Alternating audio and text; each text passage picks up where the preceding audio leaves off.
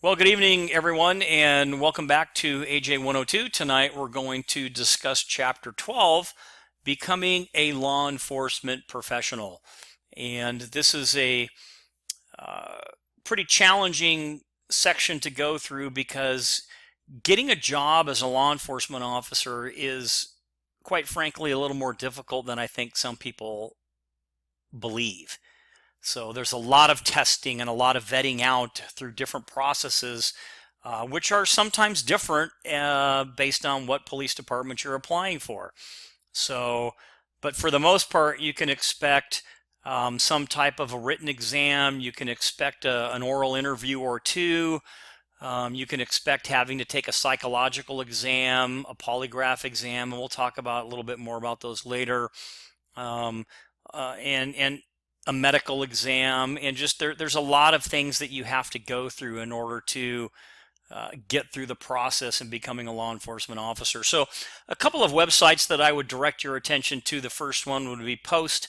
That's the Peace Officer Standards and Training of California. That website is fantastic. It tells you where all the academies are, what it takes to get into the academies, what it takes to get into law enforcement.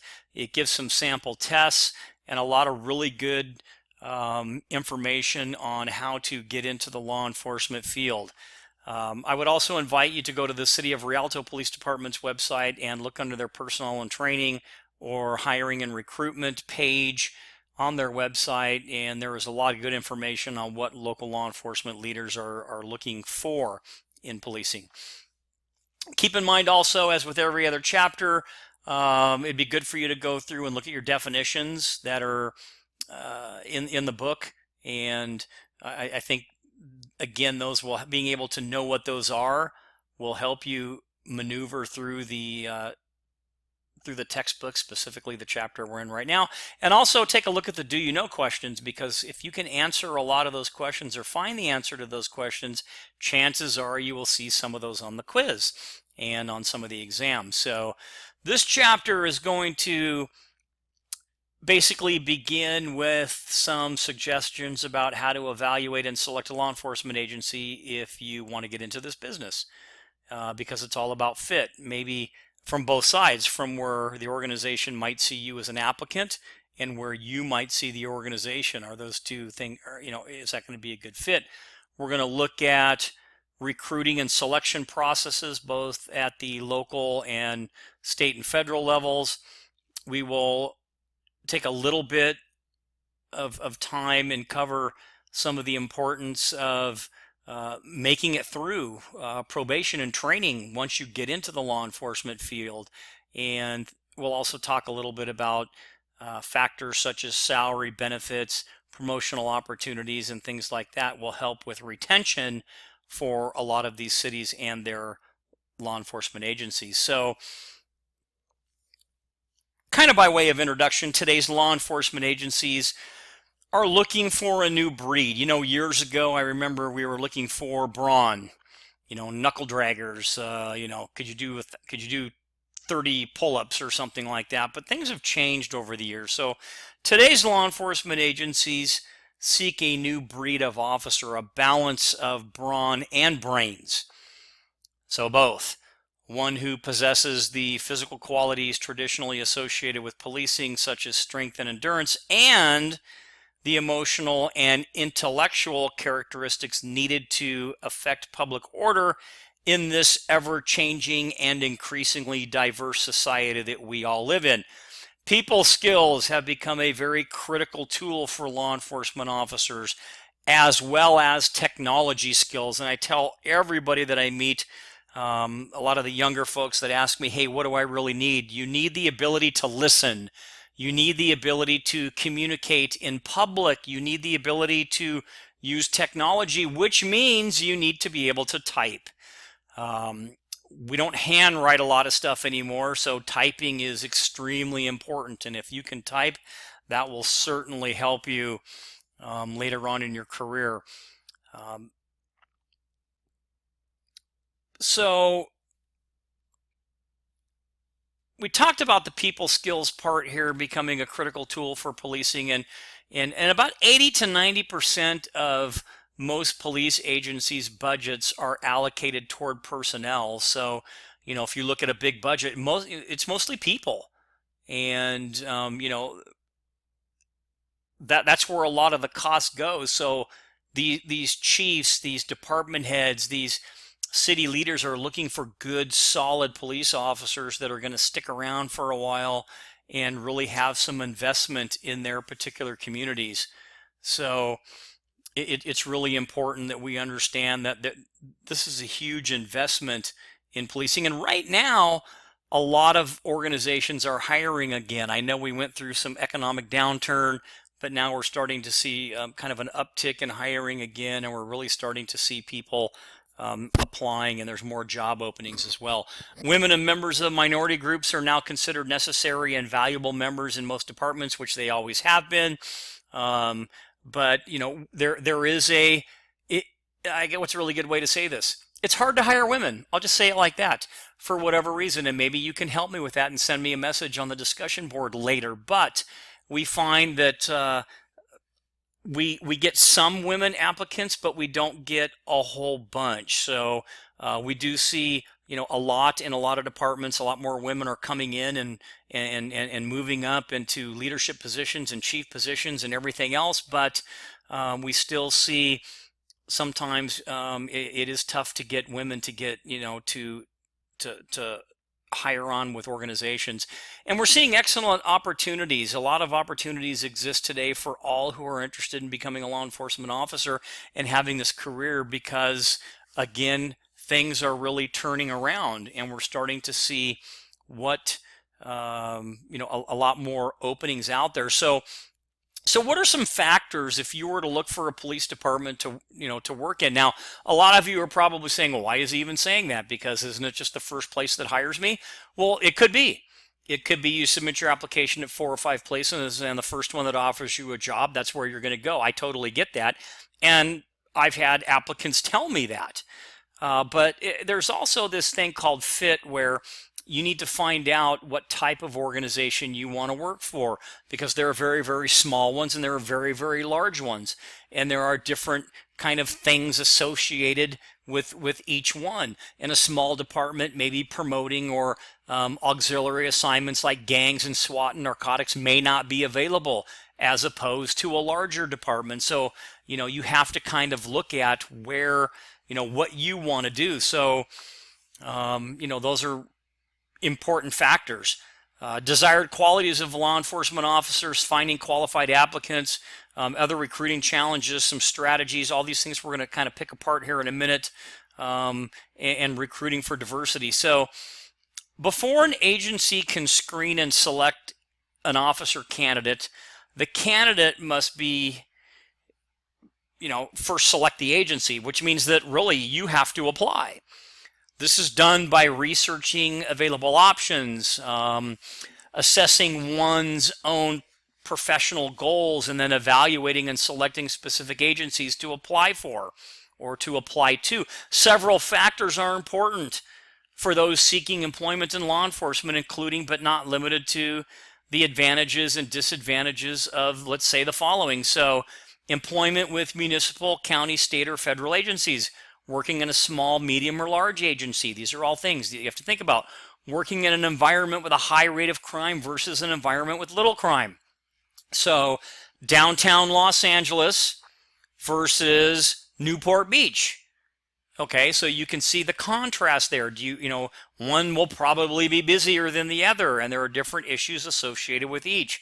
And working in a community where one was raised or currently resides, there is something to be said for the applicant that is, quote, homegrown, if you will, to where you already know your city, you know the surroundings, you know what's happening, you know the streets, you know a lot of things, and there are some very beneficial things for that. Other factors to consider include the salary, retirement, fringe benefits, the opportunities to work varied assignments in the broad spectrum of law enforcement, canines, narcotics, gangs, traffic, community services, school resource officer, helicopter observer. I mean, all of these things are out there, along with maybe the department's morale and reputation and the potential for promotion. Reputation, maybe you know there are some departments that may not have that good of a reputation, and is that a place that you want to go to? Does that really matter to you? What are the agency's current needs? Is there a hiring freeze? Does the department have budget constraints? Are there serious issues that are associated with that? So that's, you know, kind of one of the things that you need to kind of figure out. Now, a myth out there is that you have to be perfect, meaning that with no criminal history to be considered as a candidate for a police officer position. Now, that's not true, okay? While the standards are extremely high, and in some cases the competition can be fierce, a person who has made mistakes in their life can still become a police officer if the desire and stability are there. While there are several things that would permanently disqualify someone from becoming an officer, a lower level of incidents or things that you did wrong doesn't automatically disqualify you. So you know there are hurdles, and I've known a lot of people that have gone through those hurdles and over those hurdles and made it into law enforcement. So you know you can do it. So it's important to know that you just don't want to give up. But you know, again, it's going to be based on what's kind of happened in your past a little bit. Personal qualities such as honesty, good judgment, sense of responsibility are super important. But what are those finding qualified applicants? What are some of the qualities that are there? Well, qualities of a good police officer include reliability, good judgment, persuasiveness, communication skills, initiative, integrity, honesty, being able to control your ego, so humility, intelligence, sensitivity, problem-solving ability. These are things that we're looking for in qualified applicants. And I can tell you, and most departments are pretty much along line with this, we hire about 1 out of every 100 applicants that come through for police officer. Now, don't stress out and go, oh my gosh, it's 1 out of every 100. I may not be, you know, I don't know if I can do that. Trust me. Again, there are people that have had to climb some hurdles to make it in, but you know, there's an opportunity out there for everybody. So finding those qualified applicants, the generational transition currently underway and at the center of the workforce crisis that existed before the economic crisis changed the picture drastically, resulted from kind of convergence of two different trends: the growing number of aging baby boomers and the much smaller cohort of younger people, the Gen Xers, if you will. I know there's probably Gen Ys now too that follow them. Members of the 102 million strong millennial generation, basically born between 82 and 2002, have yet to fully affect the law enforcement workplace, but they will be the majority of new police officers and deputies hired, you know, in the coming decade. So, you know, there's Gen Xers and Gen Y, and a lot of these different things are changing because, you know, from back in my day, a lot of people are now kind of retiring out and things like that. Finding qualified police recruits became tougher after September 11th, 2001, 9/11, because of the expansion of federal law enforcement has created more options for people interested in the field. So, you know, now there are quite a few more options. In addition, the war in Iraq and Afghanistan have led many public service-minded individuals to join the military instead of law enforcement, although now what we do see is a trend of those coming out of the military that are wanting to now get into law enforcement. Yet another contributor to the reduction in qualified applicants may be the negative publicity over high-profile incidents and excessive use of force among police that you're seeing on TV. And again, we talked about that in a different chapter, but a lot of people don't really understand the entire aspects when it comes to discretionary and quick decision making and use of force. But regardless of that, the negative connotation that kind of comes with that may not be for everybody. So, that's kind of an interesting thing for people to look at. When force numbers need to be increased, organizations tend to lower their standards and hire the needed numbers, sacrificing quality for quantity. And I can tell you that a lot of departments may have done that, but our department never did, and I know some that haven't. So there's absolutely no reason to lower standards in the hiring process. However, being open-minded about some things. One example that comes to mind is that some departments have, in a sense, relaxed standards for prior drug use, certain drug use, in order to expand the pool of applicants to where they can get them into the process to take a harder look at them to see whether or not they're going to be acceptable or not. So some other recruiting challenges, in addition to falling numbers of applicants, departments face other challenges such as appealing to the new generation of applicants, dispelling misconceptions of the real job caused by the motion picture and TV and media industries, and understanding that law enforcement has changed from the traditionally blue-collar job to a challenging profession requiring a high level of technical skill. Furthermore, increased educational requirements in many jurisdictions have limited the pool of eligible candidates from which to choose from, because now a lot of departments are looking for educationally minded folks. It doesn't mean you have to have a PhD to get into law enforcement, but those of you that are working on getting your AA degree and your BA degree, you're on the right track, because that's what law enforcement leaders are really looking for. Those that have a commitment to learning and to better themselves, because ultimately at the end of the day, it's going to definitely better the department. So we talked about these other challenges and qualified applicants. Well, what are some of the strategies? Well, numerous recruiting strategies are used by policing agencies. Everything. If you look at a lot of websites right now, you will see just that, websites that have been designed to recruit new personnel, Facebook, social media, newspaper ads, a lot of different things, job fairs, recruitment fairs.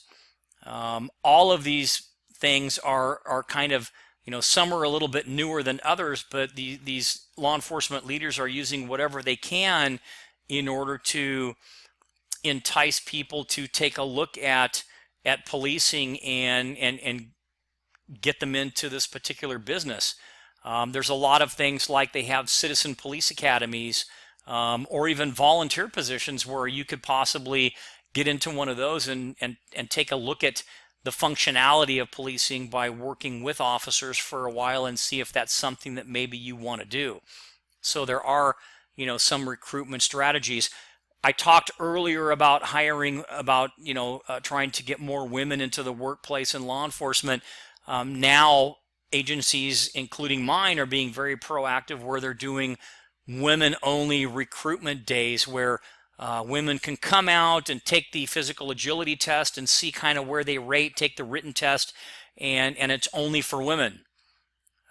So they can have successful women in the business come out and talk about how they were able to get into this particular business and strategies and testing and things that they'll need to do physically in order to pass. So those are really, really good things that are out there. The Law Enforcement Recruitment Toolkit, the International Association of Chiefs of Police, has also developed what they call a recruitment toolkit for police agencies to help them in their recruitment efforts. So it focuses on community partnerships in police recruitment, and it's a really good way for law enforcement entities out there to really kind of help enhance the strategies that they might already have in place. And then finally, recruiting from or for diversity. Diversity is vital to law enforcement's continued success. It is central to maintaining that support is the recognition that law enforcement agencies must reflect the diversity of the communities that they serve. Every day, our officers come into contact with individuals from different cultures, backgrounds, socioeconomic classes, religions, sexual orientations, and physical and mental abilities. Each of these groups brings a different perspective to police community relations, and as a result, our officers must be prepared to respond to each one of these groups in an appropriate fashion. So, recruitment from your community. So recruiting to reflect your community is certainly important. Now, that doesn't mean that, that those that test higher up are going to automatically be passed over by somebody else just because you're recruiting within the community. But these are things that law enforcement leaders need to look at and definitely pay attention to. So the importance of hiring well, does it really matter? Shouldn't we just be able to go out there in the community and go, hey, you, and you look good, so let's just put you in the academy and there you go. Well, the importance of hiring well helps you in regards to these nasty terms I'm going to use right here: vicarious liability, civil liability, and negligent hiring. And we're going to talk a little bit about each one for a second. The hiring process is so critical in law enforcement, partly because of that word, vicarious liability, which refers to the legal responsibility one person has for the acts of another. So managers, the entire agency, and even the jurisdiction served may be legally responsible for the actions of a single officer. Vicarious means taking the place of another thing or person or substituting for. So you can see where that legal responsibility for the acts of one person, the entire agency can be held liable for that.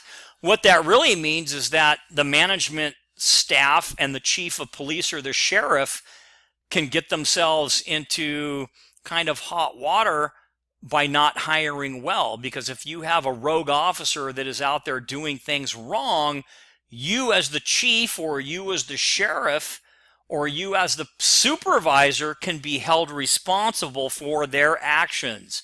Now, it takes a little more than that, but I mean, that should scare you enough. And then there's this next word, civil liability. Civil liability most frequently involves violation of the Civil Rights Act, specifically Statute 42 of the U.S. Code, Section 1983, that was discussed back in Chapter 2. And that act states that anyone acting under the authority of the law who violates another person's constitutional rights can be sued. So, civil liability. So if I'm not scaring you yet, give me one more, and I think I'll get there. It is now accepted that local government may be responsible for the wrongdoing of a subordinate enforcing a local ordinance, regulation, or policy. So you just got to keep all this stuff in mind. And then the last piece of this nasty kind of trifecta, if you will, is called negligent hiring. So negligent hiring litigation is becoming more common. Law enforcement managers and supervisors have been held liable for negligence in hiring personnel believed to be unqualified or unsuited for law enforcement work. Negligent hiring cases allow evidence about a person's past negligence and reputation. Okay? Items typically not admissible in court proceedings. So you got to think about that. So negligence in hiring personnel unqualified or unsuited for law enforcement work. So if you've got a person that's got some skeletons in their closet and they're right on that borderline right there, and you hire them and they continue to do some similar things, you could be held responsible for negligent hiring. Does that make sense? And I know you can't shake your head in front of me and I can see you saying yes, but it really should. So with that being said, what is the selection process? How do we go through this and hire somebody? Well, in your textbook on page 476 under figure 12.2, there's kind of a schematic, if you will, on what the process looks like. Now, it may not be exactly alike in every department, but it's kind of close. And one of these elements may come before the other in a different department, but again, they're all somewhat similar. And at any stage in the process, when you look on that figure in your book, you can see the arrow that goes down to the word rejection. So at any part of the process, if somebody fails one of those parts, they can be, and for the most part, will be rejected. So a formal application, a resume, a written exam, a physical fitness test, psychological exam, at least one oral interview, and yes, that is true, at least, there's going to be a couple, a thorough background investigation, and a medical examination. So these are just some of the things that you have to do. So quickly we'll touch on each. The formal application, kind of the basic requirement to become a police officer. Most law enforcement agencies require that a police officer be a U.S. citizen, have or be eligible for a driver's license in the state. You have to have one. So, I mean, even though you can be eligible for one, but by the time of appointment, you have to have a driver's license. And a lot of them say on the application, you have to have the license beforehand. And have not been convicted of a felony. Requirements related to education and residency are also frequently stated on the application. Educational requirements for officers have long been a source of controversy in law enforcement. Opinions differ greatly about how much education a police officer should have, and how much should be a prerequisite for advancement or promotion. In some states, such as Minnesota, a 2-year college degree is required to become a police officer. And standards for promotion commonly include completion of a 4-year bachelor's degree. A lot of departments, while they don't demand a 2-year degree to get into law enforcement, as you start to move up, you are going to have a higher level of education. So an example for Rialto, which I'm familiar with, so it's easy for me to speak about it. So to become an officer there, some college is preferable. This is just to get hired at the very beginning. So you don't have to have a college degree. Some is preferable. In order to get promoted to what they call a 2-striper or a corporal, you're going to need a certain amount of college credits. In order to become a sergeant, you're going to need an associate's degree. Okay, so you're going to have that. In order to become a lieutenant, you're going to need a bachelor's degree. In order to become a captain, you're going to need a bachelor's degree with a master's preferred. In order to be a chief, you're going to have a master's. So you can see that as you start to move up, that education line or bar goes higher. So, and it looks good on your resume. It makes you, being educated lends a level of credibility to you as an officer within that particular profession. And while it doesn't say it here, because this is just part of the selection process, it's more money. So there are a lot of departments that pay for education. So like in Rialto, having a master's degree is like a 10% above my base pay. That's a lot of money. So you can kind of think about, that part there. So here's the selection process diagram that I talked about that was in your book. And you can see how each one of these, as you start to move your way up, then of course you can be dropped at any time as you start to go through there. A couple other things before we move on to onto the next slide. So we talked about the written exams and the physical fitness tests, and a lot of these are online. If you look up, almost every police department that I know of now has all of their PT requirements online, or the academy that you might go to, they have all their physical requirements online and things like that. And the background investigation, if you look on that Post website that I talked about, they have like a background package that you will have to fill out. You can see and look at all the questions that are on there. This background package is probably like 30 pages long. It's very, very thorough.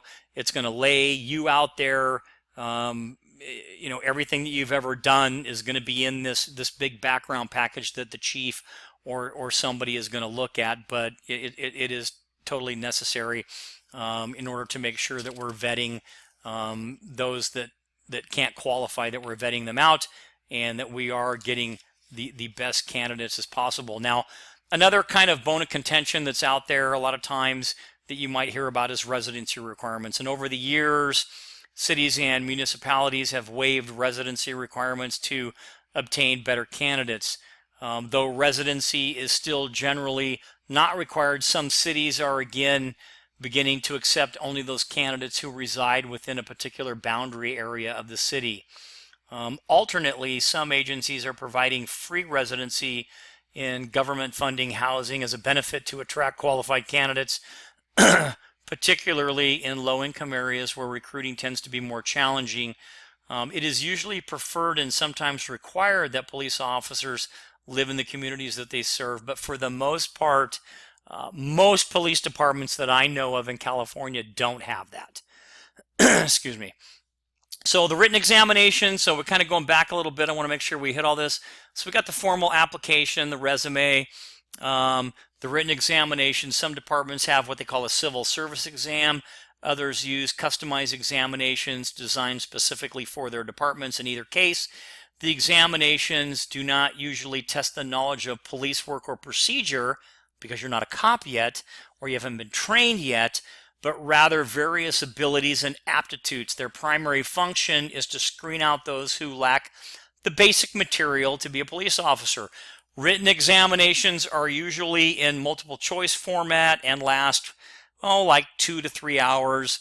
They may test things like spelling and grammar and sometimes a little bit of math. They may also test your reasoning ability, problem solving, reading comprehension, interpersonal communication skills, and the ability to process information.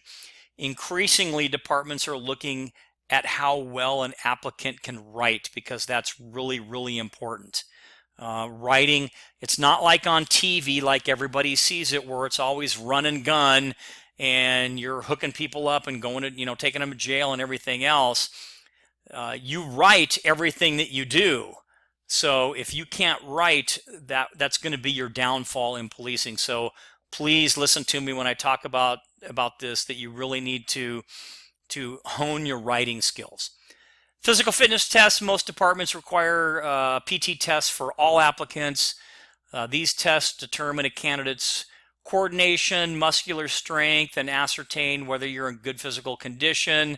The type of test may vary with police agency throughout the country. Some agencies have a 1-mile run, a 500-yard obstacle course, climbing a 6-foot wall, sit-ups, and a body drag. There's one police academy I know that does a 100-yard obstacle course, 165-pound body drag. You have to climb a 6-foot chain link fence, climb a 6-foot solid wall, and a 500-yard sprint. So there's different ones, and it really depends what the department, which department, and what they want to test for. Psychological tests are administered to determine if the person is emotionally suited for a career in law enforcement. This is a stressful job. It's very, very difficult to do. So being able to screen those to make sure they are psychologically stable and fit for this position is extremely important. Employers use psychological tests to learn about the applicant's present state of mind, what is important to that person, and how the person is likely to respond to certain situations or stimuli. Psychological tests commonly used during officer selections include the Minnesota Multi-Facet Personality Inventory. They call it the MMPI-2. The California Psychological Inventory, the CPI, or the Myers-Briggs type indicator test. So those are just a couple of them, and some of these tests for critical thinking and things right along those lines. These tests help identify and avoid hiring those prone to being irresponsible or being unsafe or not being able to follow the rules, or those that have counterproductive productive behavior. So that's really the mechanism for that. The interview, which there probably will be more than one. The interview board usually consists of 3 to 5 interviewers, knowledgeable in the field. They may have staff officers from the agency doing the hiring, or from other agencies involved in the interviews. Typically, your first interview might be with 2 or 3 people at the very beginning, and then later on you might have a staff or what they call a chief's interview. And interviews are used to evaluate an applicant's appearance, alertness, communication ability, social adaptivity, judgments, emotional stability, and interest in and suitability for the job. Interviews, whether structured or unstructured, are designed to elicit answers revealing the candidate's personalities and suitability for police work, not to determine their technical knowledge in the police field. Because remember, I told you, you're not a police officer yet. So, some of the questions you might see: why do you want to be a police officer? What have you done to prepare yourself for a career in law enforcement? What are your strengths and weaknesses? What do you know about the police department that you're applying for? Tell me a time when your integrity was tested. What happened? What was the result? What do you think the most important traits are for a police officer to have? Why did you select this particular police department? Why do you think you're the best candidate for the position? And one that we used quite a bit would be, do you have any skeletons in your closet? Anything that you believe would keep you from becoming a police officer? So those are some questions that typically that we ask. Now, the background investigation. The applicant's background is a critical factor, and the background investigation serves 2 vital components. Number 1, it examines and verifies the past work and educational record of the applicant, and 2, it determines if anything in the candidate's background might make him or her unsuitable for police work. Normally, all information given by the applicant on the personal history sheet must be verified. So remember I talked to you about Post, that website. They have something called a personal history statement. You can find it in there, and that's the document that you will fill out as part of your background process. And it's big, and there's a lot of information. So take the time to look at that and see what it is that we are asking for. The background investigation includes things like verification of all information on your work history and worksheet, check of your driving record, fingerprinting and check of any criminal records, check of your military records, interview with personal references, acquaintances, past employers, neighbors, teachers, whoever, a check of your financial status, check of any pending litigation, check of past performances at schools and previous jobs, because there's this word out there called due diligence. And that is the attention and care a reasonable person exercises under the circumstances to avoid harm to other persons or their property. Failure to make this effort is considered negligence. Remember the scary 3 words we talked about before? So departments, when they do this personal history statement, they dig into your stuff. And that's the best way I can put it. Because they have to do that due diligence, because they don't want to hire somebody that has a past history of negligence. Medical examination, pretty much self-explanatory, job-related simulation exercises or tests to assess a candidate's qualification. So a medical requirement may vary from jurisdiction to jurisdiction, but the purpose is the same, with the current emphasis on healthcare. More importance is placed on the medical examination. So good eyesight is really important, and eyesight variations and hearing variations are usually city by city. So, but good eyesight, again, of great importance. Candidates who wear glasses that correct their vision to 20/20 can qualify in most departments. The big issue would be color blindness. If you're colorblind, you may have a bigger issue. But other than that, likewise, those who wear hearing aids that can correct their hearing to meet the agency's hearing requirement can still qualify. So because of job stress and the hypertension that often accompanies it, the cardiovascular system is thoroughly checked, meaning they're going to check you. Okay, respiratory, cardiovascular plays a big role in fitness. So they're really going to hit that hard in the medical exam to make sure that you are in good enough shape to go through the police academy and subsequently get into law enforcement. So the final result, if you pass all that stuff, then there you go. And, that's kind of the localized process. There'll be a chief's interview at the end of that to determine whether or not you're going to get hired or not. Now, federal guidelines and regulations might be a little bit different. There are some of those listed in your book. The basic rule of thumb is that all requirements must be clearly job related. The bona fide occupational qualification, the BFOQ, is one that is reasonably necessary to perform the job. It may on the surface appear to be discrimination. For example, in law enforcement, applicants may be required to have normal or correctable to normal hearing and vision because these attributes are required to do the job.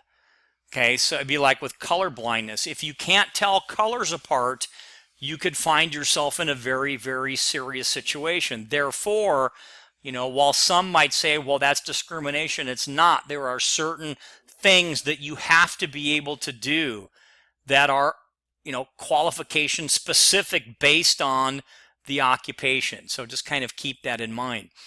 The Equal Employment Opportunity Act in 1964, Congress enacted the Omnibus Civil Rights Law, of which Title VII concerned employment opportunities and prohibited discrimination based on sex, race, color, religion, or national origin. However, in 1972, Congress passed the Equal Employment Opportunity Act, which modified Title VII to include state and local units of government. So, this is another important piece of legislature out there. Affirmative action, by definition, results-oriented actions taken to ensure equal employment opportunity. Okay, that's pretty self-explanatory. So affirmative action is more than simply not discriminating during hiring. It is actively searching out, and ensuring equality when it comes to hiring women and minorities. Now, discrimination, let me just kind of put it this way. Affirmative action is more than simply not discriminating during hiring. It is actively favoring women and minorities. Though the increase in the number of women and minorities in law enforcement agencies across the country are to be applauded, problems still exist. Sometimes these advancements are made at the expense of others, most notably males. This is referred to as reverse discrimination, giving preferential treatment in hiring and promoting women or minorities to the detriment of others. So, again, this is a balancing type situation where you should be and you should understand affirmative action and hiring within your community at the same time, making sure that you are not discriminating against anybody. Okay, so probation and training, and we're coming up on about 40 minutes or so, I want to make sure I get through this. So unfortunately, many departments stress the physical aspects of policing and weapon skills without emphasizing that communication is usually an officer's most valuable weapon. Some states have mandated that recruits must be given from 240 to 400 hours of police training within 1 year of employment. 1 year is also the usual length of time for an officer placed on probation. So a probationary period, just kind of mull it all down, is usually 1 year, during which the officer is observed while obtaining training and applying the training on the streets. Training in civil liability. So civil lawsuits relating to training in law enforcement commonly fall into two categories: failure to train litigation and civil liability for injuries sustained during training. So you have to make sure that you're well aware of both of these. Now, a myth out there: once you have successfully completed your probationary period as a police officer, your job is secure and it is almost impossible to lose your job. That is not true. while completing probation and becoming a tenured police officer does add additional benefits and protection, it does not make an individual immune from losing their job. Okay, it is easier to let go of an individual during probation. However, individuals must still do their jobs adequately and within the law in order to maintain their peace officer license in good standing. So, kind of enough said on that. So, why do we lose officers? You know, we talk about this, we're getting close to the end now, so let's talk about retention a little bit and why we might lose officers. The process of recruiting, selecting, and training new officers, it's expensive, it's time consuming, and the problem intensifies with the loss of more experienced officers. Data show that in 2008, law enforcement agencies nationwide hired about 61,000 officers, but lost approximately 51,000, though through resignations, retirements, and other types of separation. So why do we leave? Why do officers leave? Well, there's a couple things out there. One could be salary and benefits, stress and burnout. So there are some things out there. So supervisors should recognize when an officer may be considering employment somewhere else. Most employees send subtle clues. These may include, these may happen during a transitional period in their lives, or it may be as a result of something else, like divorce or purchasing a house somewhere else or whatever. But, a couple of reasons people leave: expressed prolonged disappointment about being passed over for a transfer or promotion, having a close friend who goes to another job who is perceived as having better opportunities, reviewing their own personnel and training records to update their resumes, making inquiries of human resources about early retirement or transfer benefits. I mean, these are things why people leave, and salary and benefits sometimes would be the number one. Now, it's not all about money, but a lot of people do leave policing at one agency and go to another because maybe they're paying more money, or maybe the benefits are better. So, these are some things that, we kind of look at. Stress and burnout is another reason why, a police officer's job is highly stressful and may result in a personal crisis for the officer. So there are a lot of things that law enforcement officers have to deal with throughout their career, and sometimes it could be the reason that they may end up getting out of the business. Unions, they are there to protect your interest as an officer, so they would negotiate for wages, fringe benefits, conditions of employment, and that's part of the whole collective bargaining process, where the unions and representatives from the unions meet with the city folks, and they collectively bargain for whatever contract negotiations that are going to be coming up for the upcoming years. One group out there that's called the FOP, Fraternal Order of Police. It's one of the largest police unions that are out there, and they are there to help represent officers that may need some type of representation because of internal investigation or things like that. Moonlighting, we're not going to touch a lot on that, but moonlighting, under the Fair Labor Standard Act, people can work, can have another job, but they have to remember that that law enforcement job is their first job, so that job comes first. Now, there are some jobs that maybe you won't be able to do, like some law enforcement agencies. If you're a law enforcement officer there, you can't be an armed security guard somewhere else. So the department can put some limitations on some of those things, like you can't work and represent the department at the same time wearing their uniform, using their equipment, and things like that. Accreditation, really quick, there are some accrediting agencies out there. Accreditation is kind of a progressive and time-proven way of helping law enforcement agencies improve their overall performance. So there's one out there called CALEA. It's CALEA, and it's kind of a self-assessment type thing. So you submit the application via agency. They do a self-assessment. They do an on-site assessment. They do a review of the whole department. And in order to keep your accreditation, you have to maintain compliance with certain things. So moving on a little bit, talking about police professionalism, and this is always a really big, kind of thing in the public eye right now.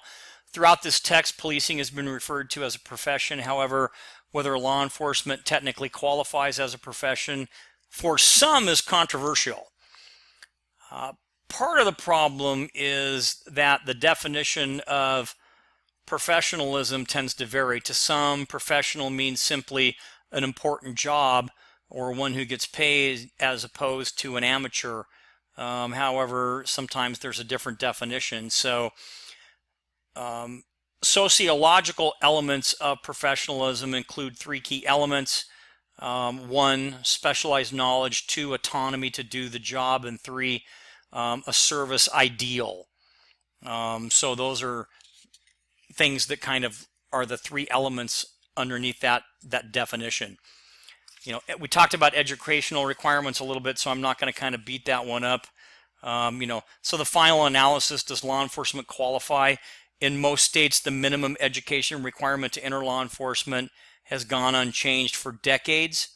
Although a college degree requirement has been advocated since 1967 under the President's Commission, no states currently meet that particular goal, although a lot of states do require certain levels of education in order to get in. I would basically say to you that law enforcement is in fact a profession, and in order to maintain our level of professionalism, credibility, if you will, we need to continually focus on the educational component and making sure that all of our officers are as educated as they possibly can be, because yes, this is a profession. So with that being said, that will end tonight's lecture. Do me a favor and go through and look at some of the areas that I was not able to get to, and make sure that you hit those areas. And if you have any questions, you can post them on the general discussion board. Other than that, that's going to be it for this particular chapter, and I will talk to you next week. That's it. Bye.